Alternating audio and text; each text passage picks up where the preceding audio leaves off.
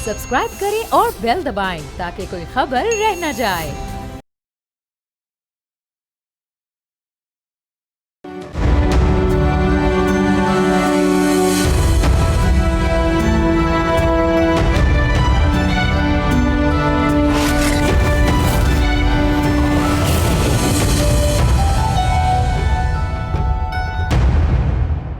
पाकिस्तान की मईशत इस वक्त एक निस्बतन मुस्तहकम पोजीशन में है। हालिया महीनों में मुल्क ने माशी दबाव से निकलने में काबिल जिक्र पेशरफ्त की है।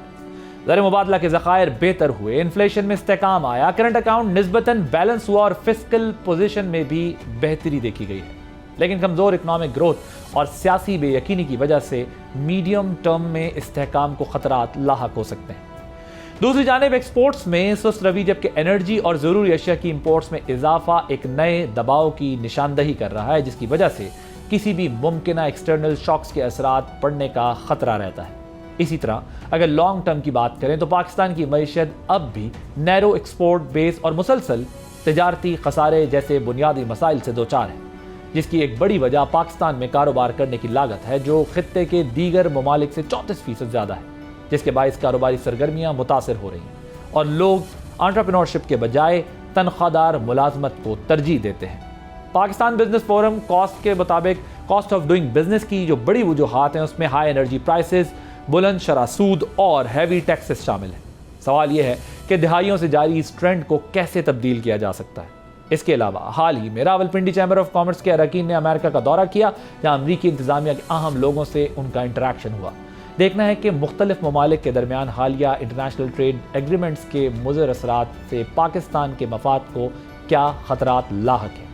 क्या अमेरिका और यूरोप को पाकिस्तानी एक्सपोर्ट्स में इजाफा आपको मुमकिन दिखाई देता है? इसी पे बात करने के लिए मेरे साथ मौजूद हैं उस्मान शौकत साहब, प्रेसिडेंट है रावलपिंडी चैम्बर ऑफ कॉमर्स के, सरदार ताहिर महमूद साहब, president Islamabad chamber of commerce, Ammar हबीब साहब, एक्सपर्ट ऑन इकोनॉमी। आप तीनों का बहुत शुक्रिया। I will start with you Ammar. ये स्टेट बैंक ने जो ग्रोथ प्रोजेक्शंस 4.25 और 5.5 के दरमियान रखी है, आपके ख्याल में ये हासिल हो सकती है, और अगर ऐसा नहीं होता तो उसकी क्या वजह होगी आपके ख्याल में? नहीं जी, ये बिल्कुल भी हासिल नहीं हो सकती। बहुत एम्बिशियस प्रोजेक्शन है, क्योंकि हमारी जो ग्रोथ है वो प्राइमरीली इंपोर्ट ड्रिवन होती है, और इंपोर्ट करने के लिए हमारे पास डॉलर मौजूद नहीं है। तो जब तक हम इकोनॉमिक मॉडल अपना चेंज नहीं करते, इन्वेस्टमेंट या एक्सपोर्ट ओरिएंटेड ग्रोथ की तरफ नहीं जाते, ये इस किस्म की ग्रोथ अटेन करना पॉसिबल नहीं होगी इन हालात में स्पेशली। सही है। आपका क्या ख्याल है उस्मान साहब कि क्या ये जो टारगेट रखा गया है ये अचीव हो सकता है, ये अचीवेबल है कि नहीं? जी देखिए, बिल्कुल इस टारगेट को एम्बिशियस तो हम कहेंगे, बट स्ट्रक्चरल रिफॉर्म्स की हमें अशद ज़रूरत है। इस वक्त हम जो बात अक्सर करते हैं कि कॉस्ट ऑफ डूइंग बिजनेस और ईज़ ऑफ डूइंग बिजनेस, अगर ये दोनों फैक्टर्स एड्रेस नहीं होते तो ये हासिल करना हदफ बहुत मुश्किल है। कॉस्ट ऑफ डूइंग बिजनेस में अगेन बार बार हम वही बात कर रहे हैं कि कॉस्ट ऑफ एनर्जी अभी भी हमारी रीजन की हाईएस्ट है, उसको नीचे आना बहुत ज़रूरी है। कॉस्ट ऑफ टैक्स इस वक्त तबाहकुन लेवल पर जा चुका है विद सुपर टैक्स, और अभी रिसेंटली हमने देखा कि उस पर एक परेशान कुन कोर्ट ऑर्डर भी आया और बिजनेस कम्युनिटी उससे भी काफ़ी परेशान है। End of course cost of कायपूर, हम सिंगल डिजिट्स में बहुत अरसे से सुन रहे हैं, अभी तक हमें सिंगल डिजिट्स की नवीद नहीं आई। एंड एट द एंड सारी कंड्यूसिव बिजनेस एनवायरनमेंट को बनाना, ईज ऑफ डूइंग बिजनेस को पैदा करना, जब तक ये चीज़ें एड्रेस नहीं होंगी तो आई बिलीव कि ये एक बहुत एम्बिशियस टारगेट है, and the government will have to take दो स्ट्रक्चरल रिफॉर्म्स जिनसे ये टारगेट अचीव हो सके। What is your take on Tahir साहब? जी आदिल भाई, मैं उस्मान शौकत साहब को भी मैं सेकंड करूंगा, और अम्मार साहब ने भी बताया, चूँकि ही इज़ इकोनॉमिस्ट, तो ये वाकई बड़ा एम्बिशियस टारगेट है। लेकिन इसके साथ अगर आप ये अचीव करना चाहते हैं तो जो अगर उसकी गोल सेटिंग भी आपको करनी पड़ेगी, वो किस तरीके से अचीव होगा ये भी आपको साथ बताना पड़ेगा, और उसके लिए आप क्या फैसिलिटीज़ प्रोवाइड कर रहे हैं ये भी आपको बताना पड़ेगा। अगर आप एक्सपोर्ट इमरजेंसी नाफिज नहीं करते और ब्यूरोक्रेटिक हर्डल्स के ज़रिए जो मौजूदा एक्सपोर्टर्स हैं वो बलि चढ़ जाते हैं हमारे FBI और कस्टम्स वालों की, कि मैं एक छोटा सा आपको वाक़या भी बताऊं कि वो एक टबैको कंपनी थी, वो एक्सपोर्ट करती है, स्टेम्स एक्सपोर्ट करती है। تو اتنی ڈسکریشنری پاورز ہیں کہ گورنمنٹ نے خود الاؤ کیا کہ آپ جو بینک گارنٹی ہے وہ دے کے تو آپ چیزیں ایکسپورٹ کر سکتے ہیں کیونکہ زیرو بیس ہے آپ نے. لیکن انہوں نے کیا کیا, انہوں نے کہا کہ نہیں, بینک گارنٹی نہیں, آپ ایف ای ڈی جو ہے وہ ایڈوانس میں سارا جمع کروائیں. جمع کروانے کے بعد جو پہلے کو 10 روپیز پر کے جی تھا وہ 380 روپیز اس میں ایڈ کر کے 390 کر دیا, اور وہ سٹیم 1.7 کی 1.40 میں وہ ٹوٹل ڈالرز میں وہ بکتا ہے, تو اس سے زیادہ اس کے اوپر ایف ای ڈی لگا دیا جو اس پہ لگتا بھی نہیں ہے. پھر گورنمنٹ نے ایک فیسیلیٹیٹ کیا, لیکن ایف بی آر والوں نے, کسٹم والوں نے یہ کہا کہ نہیں, آپ جو ہے وہ پہلے پیسے جمع کرائیں. اس طرح کے یہ ٹارگٹس جو ہیں وہ ایسے ہی پورے ہو سکتے ہیں کہ لوگوں کے پیسے آپ ایڈوانس میں پکڑ کے جب وہ ان کی پروسیڈ سیل پوری ہو جائے گی تو وہ تو پیسے آپ نے ریفنڈ کرنے. تو آپ نے گروتھ کی کہاں, آپ نے کلیکشن کی کہاں؟ تو اب لوگ ایکسپورٹرز کو بھی یہ جو گروتھ ایکسپیکٹ کر رہی ہے گورنمنٹ, پہلے تو یہ اچیویبل نہیں ہے, اور آپ یہ کہہ رہے ہیں اگر یہ اچیو بھی کر لیں تو اس کی جو پروجیکشن کی جا رہی ہے سسٹینیبل نہیں ہے, سسٹینیبل نہیں ہوگی. جی بالکل, یہ سسٹینیبل پہلے تو یہ اچیویبل نہیں ہے, اور اگر اچیو ہو بھی جائے سم ہاؤ تو یہ سسٹینیبل نہیں ہے. ٹھیک ہے, عمار صاحب یہ بتائیں کہ پاکستان میں کاروبار جو ہے وہ پورے ریجن میں اگر اس کو کمپیئر کریں 34% مہنگا ہے بزنس کرنا یہاں پہ, جس میں بڑی وجہ انرجی پرائسز ہیں. پاکستان میں انرجی کی جو موجودہ قیمت میں آپ کے خیال میں کتنی اسپیس ہے کہ کمی کی جا سکے, اور یہ کیسے پاسبل ہوگا؟ دیکھیں, اب پاکستان میں بالکل انرجی کی قیمت زیادہ ہے اور کمی پاسبل ہے, مگر اس کے لیے ہمیں جو ہے تھوڑا انوویٹو سوچ لانی پڑے گی کہ ایک ہم نے جو یونیفارم پرائز رکھی ہوئی ہے پورے ملک میں وہ ہم نے ختم کرنی پڑے گی. پاکستان کے ساؤتھ میں کراچی کے پاس میں 4000 میگا واٹ پلانٹ کے کول فائرڈ پلانٹ ہے جس کی مارجنل کاسٹ کی 14 سے 15 روپے ہے, وہ چلتے ہی نہیں ہے, صرف 20% چلتے ہیں. جبکہ نارتھ میں جو ہے وہ ڈیمانڈ ٹرانسمیشن کے ساتھ بیچ نہیں سکتے. تو ایسا کیوں نہیں کر سکتے ہم کہ ساؤتھ میں جو ہے وہ انڈسٹری چلانا شروع کر دیں, نئی انڈسٹری لگانا شروع کریں اور قیمت جو ہے کم کر دیں. تو ہمیں جو ہے یونیفارم پرائز جو ہے اس سے تھوڑا ہٹنا پڑے گا. یہ جو کانسیپٹ ہے کہ پورے ملک میں ایک قیمت ہو بجلی کی, اسی کے حساب سے چلے, تو اس طرح تو کبھی بھی کوئی جو ہے ترقی نہیں کر پائے گا, نہ کوئی علاقہ ترقی کر پائے گا, نہ پورا ملک ترقی کر پائے گا, کیونکہ کاسٹ آف انرجی اتنی زیادہ ہی رہے گی آپ کی, اس سے کم نہیں ہو سکتی. تو اسٹرکچرل پرابلمز ہیں جس کی وجہ سے یہ انرجی پرائسز کم نہیں ہو سکتی, اور ظاہر ہے پھر ایز آف ڈوئنگ بزنس یا کاسٹ آف ڈوئنگ بزنس کا سوال ہی نہیں پیدا ہوتا. بالکل جی, ایسا ہی اسٹرکچرل پرابلمز ہی ہیں, اور اب اسٹرکچرل سولوشنز ہی چاہیے. یہ جو پیس میل یا آپٹیکل سولوشنز ہیں آپ کوئی بچے نہیں ہیں, you have to do this things structurally. کہ دیکھیں پاکستان خوش نصیب اس حساب سے کہ انرجی ہمارے پاس سرپلس ہے. دنیا بھر میں ابھی دیر از اے ڈیفیسٹ انرجی یا انرجی انفراسٹرکچر ہمارے پاس سرپلس ہے, مگر ہم اس کو پھر بھی استعمال نہیں کر پاتے کیونکہ ہماری پالیسیز جو ہیں وہ وائبل نہیں ہے کہ کسی انڈسٹری کے لیے وہ انسینٹیوائز کر سکے نیا کام کرنے کے یا نیا کاروبار سیٹ اپ کرنے کے لیے. بزنس فرینڈلی نہیں ہے. عثمان صاحب, یہ ویسٹرن فائنینشیل انسٹیٹیوشن جو ہیں پاکستان کو کہہ رہے ہیں کہ انرجی کی پرائسز کم کرنے کے لیے چین کے ساتھ جو معاہدے ہیں ان کو ری نیگوشیٹ کریں. چین نے ابھی تک اس پر کوئی رضامندی ظاہر نہیں کی, کوئی رسپانس ایسا نہیں دیا ہے. تو پھر انرجی کاسٹ کیسے کم ہو سکتی ہے آپ کے خیال میں؟ اور ظاہر ہے اسٹرکچرل ریفارمز کی تو ہم بات کر رہے ہیں اور ایز آف ڈوئنگ بزنس کی بات کر رہے ہیں, لیکن یہ سب کچھ پاسبل جب ہوگا جب آپ کو 34% مہنگا بزنس نہ کرنا پڑ رہا ہو as compared to any other country in the region. اب یہ کس طرح سے پاسبل ہوگا؟ چائنا تو اس طرح نہیں ولنگ نظر آ رہا. جی نہیں, بالکل یہ ایک ٹف پوزیشن ہے جہاں ہم ہیں, اور ڈیفینیٹلی جو آپ کے انٹرنیشنل معاہدے ہوئے ہوئے تھے وہ ری نیگوشیٹ نہیں ہو پا رہے, اور اس پہ کمپلشن یہی ہے کہ آپ کی کریڈیبلٹی بھی ہوتی ہے ملک کی جو ڈیمیج ہوتی ہے. اچھا برا معاہدہ ہونا ایک الگ بحث ہے, لیکن وہ چونکہ آپ نے کیے ہوئے ہیں تو لہٰذا اس سے بیک آؤٹ کرنا بھی آپ کے لیے ایک انٹرنیشنل پرابلم بن سکتا ہے. آئی تھنک اس وقت گورنمنٹ کو جس طرح پہلے بات ہوئی انوویٹو سولوشنز کی طرف جانا پڑے گا. ہم نے کچھ عرصہ پہلے دیکھا, sorry for interruption, if I am not mistaken, یہ جو ابھی عمار حوالہ دے رہے ہیں کول فائرڈ پروجیکٹ کا, یہ اگر وہی ہیں جو قطری انہوں نے لگائے تھے تو ہم نے بڑا سیلیبریٹ کیا تھا ان کو کہ یار یہ بڑا ویلیو ایڈ کریں گے, انرجی انکریز کرنے کا ایک بڑا سولوشن ہے, اور ہم ظاہر ہے اس میں بہت سارے آپشنز پہ جا رہے ہیں. سو آج ہم یہ ڈسکس کر رہے ہیں کہ اس کی یوٹیلیٹی پروڈکشن جو ہے وہ ہمارے کام کی نہیں ہے. سو یہ جو کنٹریز کے ساتھ آپ کا ایک ٹرسٹ ڈیفیسٹ ہے وہ کس طرح سے وہ ایشو ریزالو ہو سکتا ہے؟ جی دیکھیں, وہ ایشو ایسے ہی ریزالو ہوگا کہ آپ کو کنٹریز کے ساتھ ون ون معاہدوں میں آنا پڑے گا. ہم نے شارٹ ٹرم سائٹ कॉन्ट्रैक्टिंग के साथ मुआहदे किए, अक्सर हमने मुआहदे देखे जो लॉन्ग टर्म में हमारे लिए फीजिबल नहीं है। आज अगर आप देखिए जो सोलर के साथ हो रहा है इस वक्त कोहराम मचा हुआ है, जो पॉलिसी के बारे में बताया जा रहा है कि वो रोल बैक की जा रही है। इस वक्त आपको नेट मीटरिंग जो पुराने कस्टमर्स थे से वही अवेल कर सकेंगे, वो भी शायद रिवोक कर दिया जाए। तो देखिए कंसिस्टेंसी ऑफ पॉलिसीज, जब तक आप चाहे डोमेस्टिक इन्वेस्टर हो चाहे इंटरनेशनल इन्वेस्टर हो, जब तक आप कंसिस्टेंसी ऑफ पॉलिसी नहीं देंगे, क्लैरिटी ऑफ पॉलिसी नहीं देंगे, तो वो ट्रस्ट डेफिसिट जिसकी आप बात कर रहे हैं वो खत्म नहीं हो सकता। तो हमें सबसे पहले तो ये बात करनी है, ये एडमिट करना है कि अगर एक गलत पॉलिसी भी बनाई गई तो उसको आप एडमिट कीजिए इंटरनेशनल इन्वेस्टर्स के आगे, उस पर उनसे रेक्टिफिकेशन की बात कीजिए। IMF से हमारी रिसेंटली एक बड़ी अच्छी मुलाकात हुई, फर्स्ट टाइम IMF ने चेंबर्स ऑफ कॉमर्स के साथ इंटरेक्ट करना शुरू किया। अक्सर में यही कहा जाता था कि IMF की कंपल्शंस हैं जिसकी वजह से ये चीज़ें नीचे नहीं लाई जा सकती और गवर्नमेंट सब्सिडीज नहीं दे सकती। चूंकि हम फंड का प्रोग्राम बहुत सक्सेसफुली चला रहे हैं और ये लास्ट ईयर है, इंशाल्लाह 1 ईयर में ये प्रोग्राम कल्मिनेट हो जाएगा, तो हमें एक इंडिकेशन ये भी है कि IMF की तरफ से भी शायद इस दफ़ा हमें इस साल कुछ ईज मिले, कुछ हमें वहाँ से भी रूम मिले to give fiscal space to the people and to the industry as well. तो आई थिंक इस वक्त हमें गवर्नमेंट को एक एग्रेसिवली फॉरेन जो हमारे पार्टनर्स हैं उनके पास जाना चाहिए, IMF से थोड़ा एग्रेसिवली निगोशिएट करना चाहिए कि जब तक देखिए टैक्स कलेक्शन बढ़ानी है अगर आपने, तो tax is always a by product of business. मैं ये कहता हूँ कारोबार चलेगा तो टैक्स आएगा, आप कारोबार ही बंद कर देंगे तो टैक्स नहीं आना आपको, और हमारा मसला टैक्स कलेक्शन है। तो IMF को भी यही समझाया गया और गवर्नमेंट भी इस चीज़ को देखे कि पहिया चलाएगी इकोनॉमी का तो फिर उसको टैक्स कलेक्शन और रेवेन्यूज भी मिल पाएंगे।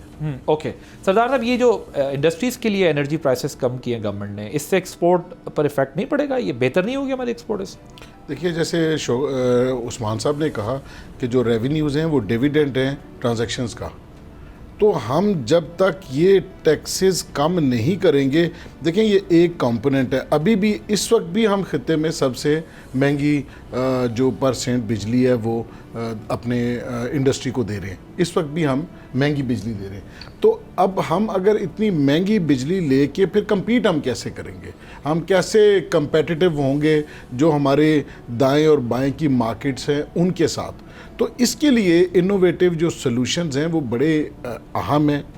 उसके लिए कुछ चीज़ें हैं जो फ़ंड के साथ जुड़ी हुई हैं, कुछ ऐसी चीज़ें हैं जो हमारे यहाँ पे एडमिनिस्ट्रेटिव लेवल की चीज़ें हैं लेकिन वो भी एड्रेस नहीं हो पाती। तो ईज़ ऑफ जो डूइंग बिजनेस है कि लोगों को कारोबार करने दें, उनके रास्ते की रुकावटें दूर की जाएं, उनको तंग करना बंद किया जाए। जो यहाँ कारोबार कर रहा है उसको आप जो एम्प्लॉयमेंट भी जनरेट कर रहा है, एक्सपोर्ट भी कर रहा है, यहाँ लोकल मार्केट की ज़रूरियात को भी पूरा कर रहा है, तो आप गवर्नमेंट को उनके साथ खड़ा होना चाहिए। और हम इस वक्त जो 65% के करीब हमारा जो टैक्स है, कॉर्पोरेट टैक्स सबसे ज़्यादा, अब इसके साथ देखें जो गवर्नमेंट है, हम गवर्नमेंट को अपने बिजनेस का पार्टनर बनाते हैं, वो 65% उनको जाता है और 35% हमारे पास बचता है।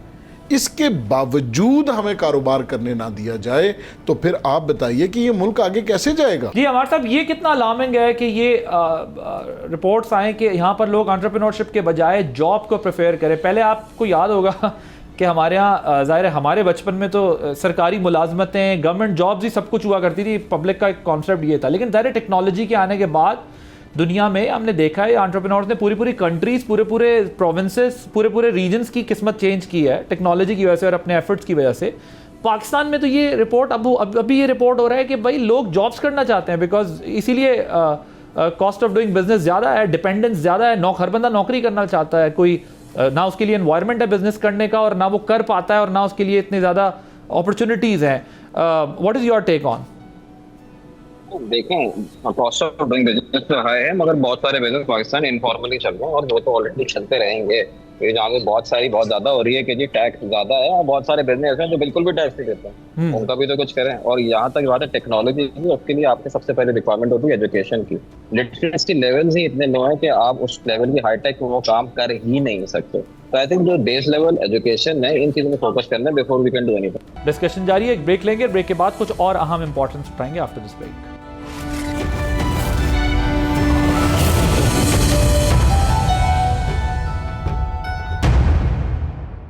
Welcome back. उस्मान साहब, ये कितना अलार्मिंग है कि लोग जॉब्स करना चाहते हैं। पहले तो सरकारी मुलाजमतों पर डिपेंडेंट थे, अब तो खैर प्राइवेट सेक्टर में बंदा कहता है आप अपनी डिग्री करें, जॉब करें, कोई आपको رسک لینے کی ضرورت نہیں ہے اس ملک میں. اور کنسسٹنسی کی جو آپ بات کر رہے ہیں, سولر ریولوشن آ گیا پہلے, وہ ایک لمبی ڈبیٹ ہے, اس کو میں اتنا ٹائم نہیں ہے کہ آپ ایک زمانے میں انرجی کے لیے پریشان تھے, پھر ایکسٹرا آرڈنری آپ نے پروڈکشن کر لی, پھر آپ کا بزنس کے انڈسٹری چل نہیں رہی تو اب وہ بھی ایڈیشنل ہو گئی, سولر انرجی بھی ایڈیشنل ہو گئی, اور یہ سب کچھ اب مکس اینڈ میچ ہو گیا. کنسسٹنسی امپورٹنٹ ہے, لیکن یہ کتنا الارمنگ ہے کہ آپ ایک ملک میں آپ کی یوتھ کی ڈپینڈنس اس بات پہ ہو کہ میں جاب کر لوں گا سردار طاہر صاحب کے بعد اور عثمان شوکت صاحب کے پاس, اور مگر مجھے خود سے کوئی بزنس کریٹ نہیں کرنا. آئی ایم شیور آپ بھی جب اپنی لائف میں اپنی ڈگریز کر کے آئے ہوں گے تو چاہے فیملی بزنس ہو یا نہ ہو, لیکن سوچا ہوگا کہ ہم کوئی نیا سیٹ اپ کریں گے. وہ فیل کیوں جاتی جا رہی ہے؟ دیکھیں بالکل یہ بہت الارمنگ ہے, اور ہم نے لاسٹ ایئر یہ بھی سنا تھا کہ 6 لاکھ سے زیادہ بچے اس ملک کو چھوڑ گئے. برین ڈرین کی بھی ہم بات سن رہے تھے. اب ہم یہ سن رہے ہیں کہ جو بچے رہ گئے ہیں یہاں وہ بھی جاب سیکرز بن گئے ہیں رادر دین جاب گیورز. اور ہم پچھلے 20 سال میں اگر آپ گلوبلی دیکھیں MBA اسکولز کو, گلوبل اگر آپ بڑے سے بڑے اداروں کو دیکھیں تو انہوں نے انٹرپرینورشپ کو پڑھانا شروع کیا, اس کو پروموٹ کرنا شروع کیا. بیکاز یہ بات آیا ہے جیسے آپ نے کہا کہ ایک انٹرپرینور پورے ریجن کی تقدیر بدل دیتا ہے. You look at entrepreneurs like Elon Musk, Mark Zuckerberg, یہ وہ نام ہیں جنہوں نے ایک کمپنی کی GDP سے زیادہ ان کے ریونیوز ہیں, وہ کنٹریز کی GDP ایک کمپنی کا GDP پہنچ چکے ہیں. ایبسولوٹلی. تو یہ دیکھیں یہ آتی ہے اگین ہم بات وہی انوویشن سے کرتے ہیں. جب تک آپ کے پاس انوویٹو مائنڈز نہیں آ رہے, وہ ایک پریشر انوائرمنٹ میں بیٹھے ہوئے ہیں, تو آپ کی انوویشن نہیں ہو سکتی. آج 2 چیزیں جو یوتھ کو پرابلم آ رہی ہے, ایک definitely quality of education opportunities, اور یہ جو سیفٹی نیٹ جس کی طرف ہم بات کر رہے ہیں کہ وہ جاتے جا رہے ہیں, یہ ہمارے لیے ایک بہت پرابلمٹک ہے. کیونکہ آپ کا جو ایکو سسٹم آف بزنس ہے, دیکھیں سردار صاحب نے ایک کاروبار بنایا, ایک لیول تک پہنچایا, ہم کاروبار کر رہے ہیں, لیکن یہ ایک آپ کہہ لیں ایولیوشن ہے, اس کو جاری رہنا ہے. ہمارے بعد آنے والی نسلوں نے بھی کاروبار کرنا ہے, نئے پروڈکٹس آ رہے ہیں. AI کی آج ذکر ہوتا ہے, AI ٹیک میں اتنا کام ہو رہا ہے. ہم ابھی امریکہ سے ہو کے آئے, بلکہ AI تو جابز جو ایگزسٹنگ جابز ہیں وہی کھا جائے, وہ تو نئی جابز تو دور کی بات ہے. آپ رادر اسی طرف جا رہے ہیں کہ آپ کی جو, اور دیکھیں بیسک اسکل سیٹ کی جابس تو AI ختم کر دے گا. یہ بات تو آیا ہے کہ جہاں پہ آپ کا بیسک اسکل سیٹ ہے وہ جابس اب آپ کی نہیں رہے گی. ایڈوانس لیول آپ کو اسکل سیٹس پہ جانا پڑے گا, جس کی وجہ سے ہم یہ بھی پریشان ہیں کہ شاید ہمارے جو مڈل ایسٹ اور باہر جو ہمارے لوگ جاتے ہیں اور ہمارے ایکسپیرٹس وہاں سے ہمیں ریپیٹیشن بھیجتے ہیں, وہ بھی ایٹ رسک ہیں اس وقت, کیونکہ وہ لوگ بھی unfortunately lower level skill jobs کر رہے ہیں. ہائی لیول انٹرمیڈیٹ اسکلز میں نہیں جہاں انڈیا اور باقی لوگ پہنچ چکے ہیں, جو ہم نے جہاں پہ جانا ہے. تو اب آپ ایک ڈبل ایج سورڈ پہ ہیں کہ یہاں والے بھی جو ہے وہ انٹرپرینورشپ نہیں کر رہے, جو باہر والے ہیں ان کی جابس بھی ایٹ رسک ہو گئی due to AI and other revolutionary technologies coming into the market. تو آپ کو تو اس وقت AI کو اڈاپٹ کرنا ہے. ہم بار بار وہی بات ٹیک سیکٹر کی کرتے ہیں. دیکھیں آپ کی انٹرپرینورشپ اس وقت ٹیک سیکٹر میں بہت زیادہ ہو سکتی ہے. چھوٹے چھوٹے بچے ویب سائٹس بنا رہے ہیں, اپنے آپ کو آپ کہہ رہے فری لانسنگ میں لے کے گئے ہوئے ہیں, لیکن اس کے لیے بھی آپ کو ایک فائنینشیل ایکو سسٹم کی بات ہوئی کہ آپ کو جب تک وہ نہیں دیں گے, ایک چھوٹا سا بچہ $100 کی $500 کی ٹرانزیکشن آج نہیں کر سکتا. ملک میں پیسہ لانا لے جانا بہت مشکل ہے اس کے لیے. ہینس اکاؤنٹ دیکھے جاتے ہیں دبئی میں رکھ لیے گئے ہیں, جی باہر رکھ لیے گئے. یہ بھی تو ملک میں نہ ایک چیز پرووائڈ کرنے کی وجہ سے باہر جاتا ہے. کوئی خوشی سے باہر پیسہ نہیں رکھتا. آج اگر ایک پاکستانی سے آپ پوچھیں, اس کا جینا مرنا یہی ہوتا ہے, اس کی قبر یہی ہوتی ہے, لیکن آپ اس کو چونکہ ایک انوائرمنٹ ایسی دیتے ہیں تو معلوم پڑتا ہے کہ جی اس کی تمام دولت تمام پیسہ جو ہے ملک سے باہر پارکڈ ہے اور وہ وہاں سے ٹرانزیکشنز کر رہا ہے. تو یہ جو مینٹالٹی ہے, یہ وہی مینٹالٹی ہے کہ یار باہر جاؤ, باہر ہی اپرچونیٹیز سیکھ کرو, شاید یہاں اپرچونیٹیز نہیں ملیں گی. سردار طاہر صاحب, یہ جو انٹرسٹ ریٹ ہے, یہ تیسرا بڑا ریزن ہے, اس کا کتنا امپورٹنٹ رول ہے, اور اگر ریجن میں یہ 6 to 7% پہ لائک فال کرتا ہے تو یہ ہمارے ہاں اس کا کتنا امپورٹنٹ رول ہے کہ جو آپ کی کاسٹ آف پروڈکشن ہے اس کو افیکٹ کرتا ہے. کیسے اس کو سنگل ڈیجٹ پر, یا 7% اگر ریجن میں چل رہا ہے تو ہم کیوں سنگل ڈیجٹ پہ نہیں آ پا رہے؟ دیکھیے اس وقت ہمارے پاس یہ پوٹینشیل موجود ہے کہ ہم اس کو سنگل ڈیجٹ میں لا سکتے ہیں. 6-7% تک یہ آ سکتا ہے, لیکن ہر دفعہ ہم بیٹھتے ہیں جب پالیسی ریٹ جس دن اناؤنس ہونا ہوتا ہے تو بڑی امید لگا کے بیٹھتے ہیں کہ شاید اس مرتبہ کم ہو جائے. لاسٹ جو PM صاحب نے اسپیچ کی تھی جب ایکسپورٹرز کو ایوارڈ دیے تھے, تو اس میں انہوں نے کہا اسٹیٹ بینک کے گورنر صاحب کو کہ تگڑے فیصلے کریں اور ان کاروباری لوگوں کی بات سنیں, اور پالیسی ریٹ کے حوالے سے ہی انہوں نے اس کو ان کا عندیہ دیا تھا.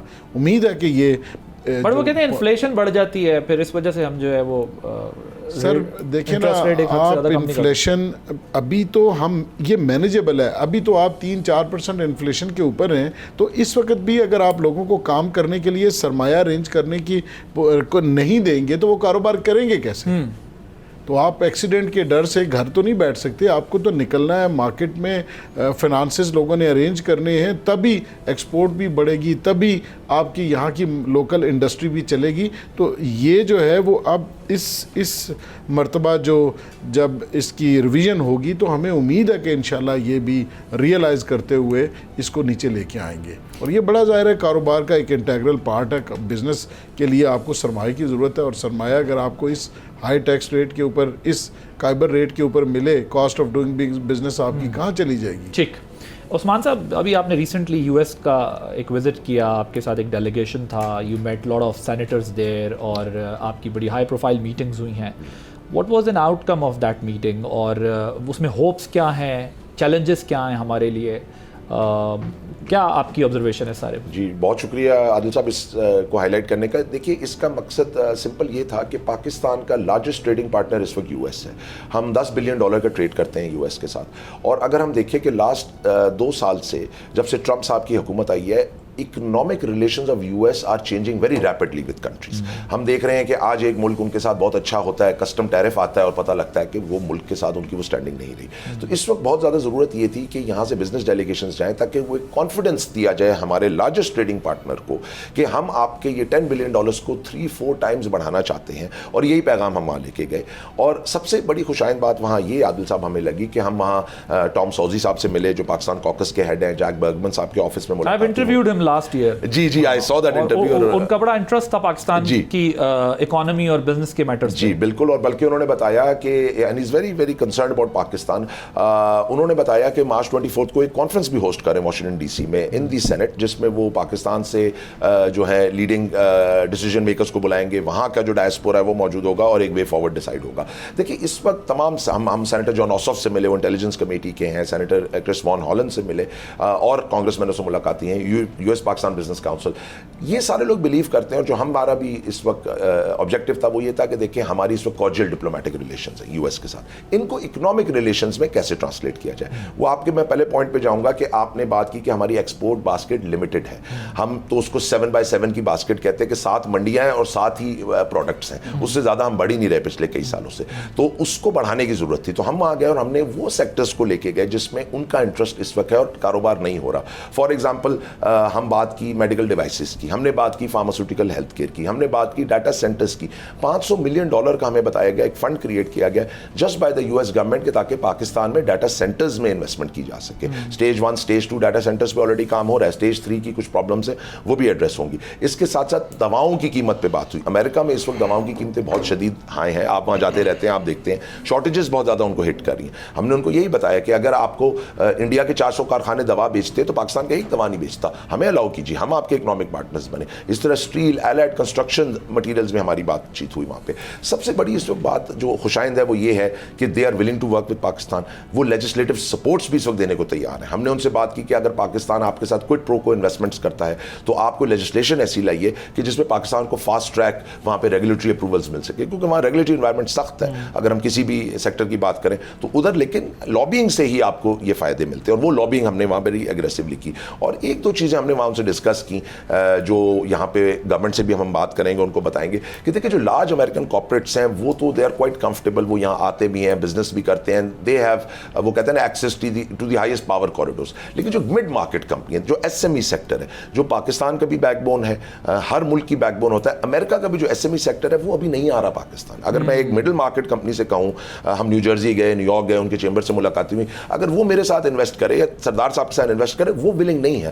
دا لارج کارپوریٹس آر, آپ مطلب پیپل ٹو پیپل کانٹیکٹ کی بات کر رہے ہیں, ایس ایم ایز کی بات کر رہے ہیں کہ اگر وہ ایک دوسرے سے کنیکٹ کریں تو it can play a vital role. But having said that, میں کیونکہ جب ان کا انٹرویو کیا بڑا انٹرسٹنگلی وہ اس وقت بڑے کنفیوز تھے ٹام سوازی. ان کا یہ خیال تھا کہ پاکستان کا پوٹینشیل بہت ہے, پاکستان امریکہ کی ایک ہسٹورک ریلیشن شپ ہے, پاکستان اور امریکہ ایک دوسرے کے قریب دور آتے رہے, لیکن انہوں نے کہا مجھے نہیں پتا کہ ڈونلڈ ٹرمپ کا رسپانس کیا ہوگا, از ویری انپریڈکٹیبل. اور میرے انٹرویو میں انہوں نے کہا کہ میں سمجھتا ہوں کہ یہ پاکستان کاکس اور یہ سارا کچھ ہم جو ایکسرسائز کریں گے, پاکستان جائیں گے, انہوں نے پھر وزٹ بھی کیا, ہم سمجھتے ہیں کہ امریکہ پاکستان کا business volume, people to people contact, یہ بڑا ضروری اور بڑا پوٹینشیل ہے اس میں. لیکن ٹرمپ کیا کریں گے؟ But interestingly within a year آپ یہ دیکھیں کہ ڈونلڈ ٹرمپ کا سارا فوکس پاکستان کی طرف آیا اور انہوں نے انڈیا کو ٹیرفس اور سارا کچھ لگا دیا. اب اس میں جو بات ہے وہ سمجھنے کی ہے کہ they are more focused on business. वो जो अंग्रेजी में कहते हैं दे मीन बिजनेस। अच्छा, उनका रीजनल सिक्योरिटी वो मैटर्स पैरेलल अमेरिका की हर दुनिया के साथ चलती है, लेकिन अब वो कारोबार में डोनाल्ड ट्रंप खुद बहुत इंटरेस्टेड हैं। WHO के फंड्स उन्होंने कट लगाया, ये भी फार्मास्यूटिकल इंडस्ट्री की बात कर रहे हैं, उन्होंने इसलिए कट लगाया क्योंकि वो चाहते हैं कि अमेरिकन हेल्थ कम्स फर्स्ट। उनके नज़दीक वो मागा उन्होंने अपना स्लोगन भी बनाया। उसी तरह वो कहते हैं कि डिफेंस स्पेंडिंग भी उन्होंने नेटो को कहा आप अपनी खुद करें, हम नहीं करेंगे। सो अमेरिका इस दफ़ा बड़े डिफरेंट मोड में है कि जहाँ वो अपने जो फजूल खर्चे जो वो समझते हैं, मेरा ख्याल है दुनिया के लिए तो बहुत इंपॉर्टेंट है वो खर्चे, अब वो फोकस हो रहा है। हम आपके ख्याल में जो ये बात कर रहे हैं, उस्मान साहब एक डेलीगेशन भी लेकर गए और चैम्बर की तरफ से वहाँ सारे मिले, आपके ख्याल में हम किस तरह अमेरिका का जो बिज़नेस पोटेंशियल है या जो हमारी इस वक्त कॉर्डियल रिलेशनशिप है उनके साथ, उसको कैश कर सकते हैं, कैपिटलाइज कर सकते हैं? देखिए, वो ज़्यादा इंटरेस्टेड है हमारे माइन एंड मिनरल सेक्टर में, बहुत ज़्यादा इंटरेस्टेड है, वहाँ पे वो काम करना चाह भी रहे हैं। प्लस उसके अलावा ये क्रिप्टो हो गया, IT हो गया, इसमें वो बहुत ज़्यादा इंटरेस्टेड है, हम इसमें उनको इंगेज कर सकते हैं। और मैं समझता हूँ कि आने वाले दिनों में ये जो आइस ब्रेकिंग हुई है और पाकिस्तान के दोबारा अमेरिका के साथ ताल्लुकात बहुत अच्छे हुए हैं आफ्टर द वॉर, और पाकिस्तान ने जो डिप्लोमेसी है उसको अगर आप कहें कि उसकी बात ना करें तो ये ज़्यादती होगी कि पाकिस्तान ने बड़ा अच्छा स्मार्टली प्ले किया है। अभी देखिए, एट द सेम टाइम हमारे अमेरिका के साथ भी बहुत अच्छे रिलेशनशिप्स हैं, और अभी प्राइम मिनिस्टर शायद रशिया भी जा रहे हैं डेलीगेशन लेके, तो एट द सेम टाइम हम चाइना के साथ भी बड़े ज़बरदस्त रिलेशनशिप एंजॉय कर रहे हैं। तो अब इनको ट्रांसलेट करना पड़ेगा इनटू बिज़नेस इन रिलेशनशिप्स को, ताकि मासेस का फ़ायदा हो, यहाँ पे रहने वाले लोगों का फ़ायदा उसी सूरत में हो सकता है जब FDI पाकिस्तान में लैंड करेगा, फॉरेन डायरेक्ट इन्वेस्टमेंट यहाँ पाकिस्तान में आएगी, इस मार्केट में लगेगी, तो पाकिस्तान की जो डॉलर स्कार्सिटी है वो भी ख़त्म होगी, और लोग जो है उनकी, तो उसके लिए कंड्यूसिव एनवायरनमेंट कैसे बने वो सजेस्ट करें। देखिए, उनके लिए मैं समझता हूँ कि जो SIFC का जो प्लेटफॉर्म है वो बहुत ज़बरदस्त है, लेकिन जब कंपनीज़ यहाँ पाकिस्तान में टैक्सेशन देखती हैं तो फिर उनको अपना जो इन्वेस्टमेंट का पोटेंशियल है उस हवाले से वो भी कंसर्न है कि इस कहीं 29% है कॉर्पोरेट टैक्स, तो पाकिस्तान में अगर 45 से लेकर 65% है, फिर जब मनी रिपैट्रिएशन की बात आती है तो फिर भी उसमें भी लोगों को बहुत इश्यूज़ होते हैं। तो इन चीज़ों को एड्रेस करने की ज़रूरत है ताकि कंड्यूसिव एनवायरनमेंट यहाँ पर पाकिस्तान में इन्वेस्टर फ्रेंडली एनवायरनमेंट परवान चढ़ सके, और फिर वो लोग जो है बिला खौफ और ख़तर जो है, और हमें लेजिस्लेशन करनी पड़ेगी कि जो इन्वेस्टर आए उसका ख्याल भी रखा जाए। अब ये जो अभी अमेरिका, इंडिया, यूरोप का पैक्ट हुआ है दोबारा, इससे पाकिस्तान के एक्सपोर्ट्स पर क्या आपके ख्याल में असर हो सकता है? 60% तो हमारा Reliance is on textile industry पर है, डाइवर्सिफिकेशन नहीं है हमारे पास, बहुत ज़्यादा ऑप्शन नहीं है, as you said it earlier. सो उस बारे में भी कुछ आपने फील किया अमेरिका में, और जो आप लोग विजिट कर आए उससे आप लोगों को क्या लगा कि इसमें होप क्या है, मतलब हमारे लिए? ठीक है, इश्यूज तो हम डिस्कस, होप क्या है उसमें हमारे लिए? जी, देखिए, सबसे पहले तो बिल्कुल आपने बात की यूरोप में जो डील हुई इंडिया की, जिसको मदर ऑफ ऑल डील्स कहा जा रहा है, उसने हमें काफ़ी परेशान किया, हमारे टेक्सटाइल सेक्टर को। हमारी textile exports are at stake Europe में, लेकिन अब उसको काउंटर करने के लिए GSP प्लस हम ऑलरेडी ले रहे थे, अब GSP प्लस पे जाया जा रहा है, because India is gone down to zero, वो बिल्कुल जीरो पे आ चुका है। हम अभी भी 4-5% टैक्स ब्रैकेट में विद GSP प्लस, तो उसको अगर हमने जीरो पे लाना है तो हमें फिल फॉर यूरोप के साथ ये एंगेजमेंट करनी पड़ेगी कि GSP प्लस हो। इंडिया को हमने ये, आपने देखा होगा कि इंडिया के साथ भी अभी उनकी बड़ी अच्छी डील होगी अमेरिका। तो जब हम कांग्रेसमैन और लॉ मेकर से, लेजिस्लेटर से मिले, तो वहाँ ये बात हुई कि पाकिस्तान 19% टैरिफ पे था, इंडिया 18 पे जा चुका है इस वक्त, तो वो एज जो हमारे पास था वो भी खत्म हो गया। India is are competitor when it comes to textiles, तो अब हमें डर ये है कि अमेरिका में भी ना हो।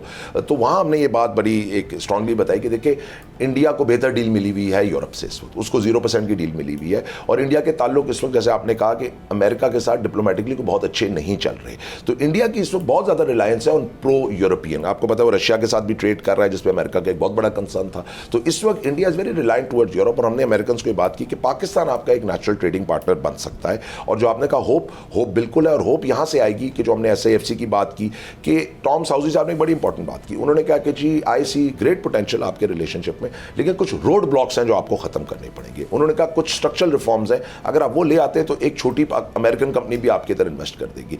وہ کیسے آئیں گے؟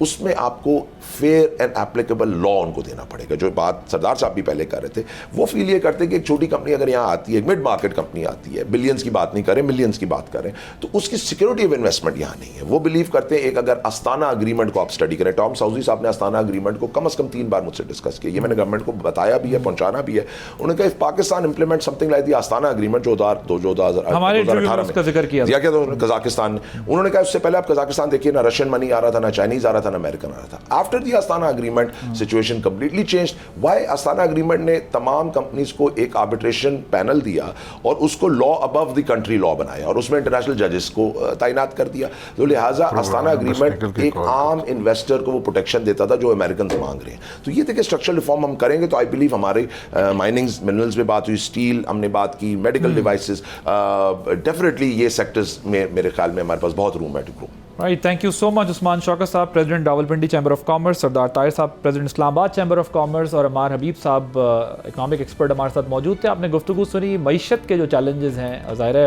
یہ بہت امپورٹنٹ ہے ان ایشوز کو ایڈریس کرنا, کیونکہ کسی بھی کنٹری کی اکانومی ہی اس کا ریئل ڈیفینس ہوتی ہے, اور اس کے لیے ہمیں جو چیلنجز ہیں اس سے نمٹنے کے لیے بہت ایکسکلوسیولی کام کرنا ہوگا اور بڑی اسٹرکچرل ریفارمز کرنی ہوں گی جس سے ہم اپنے معیشت کے ڈھانچے کو بہتر کر سکیں, جو ہم بار بار روتے رہتے ہیں کہ یہ مسئلہ کس طریقے سے حل ہو. ایک بریک لیتے ہیں, بریک کے بعد ایک اور امپورٹنٹ ایشو ڈسکس کریں گے آفٹر دس بریک.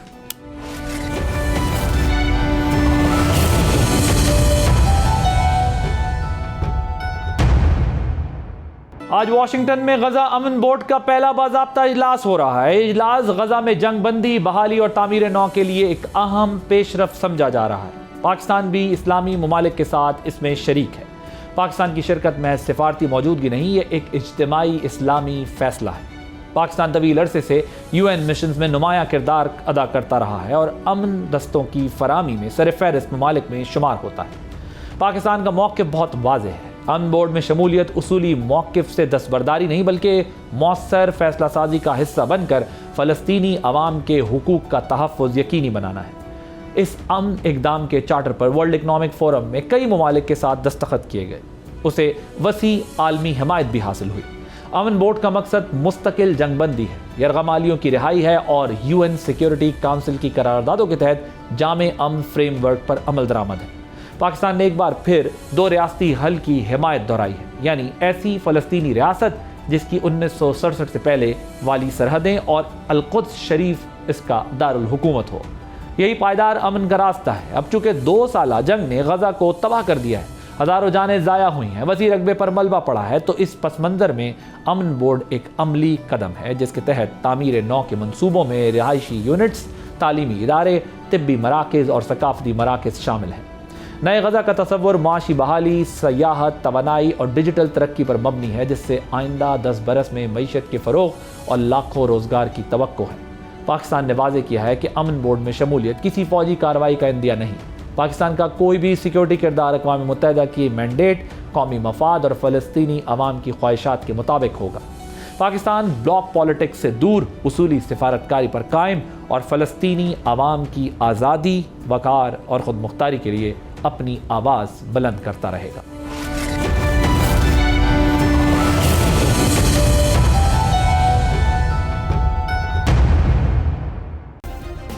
سبسکرائب کریں اور بیل دبائیں تاکہ کوئی خبر رہ نہ جائے.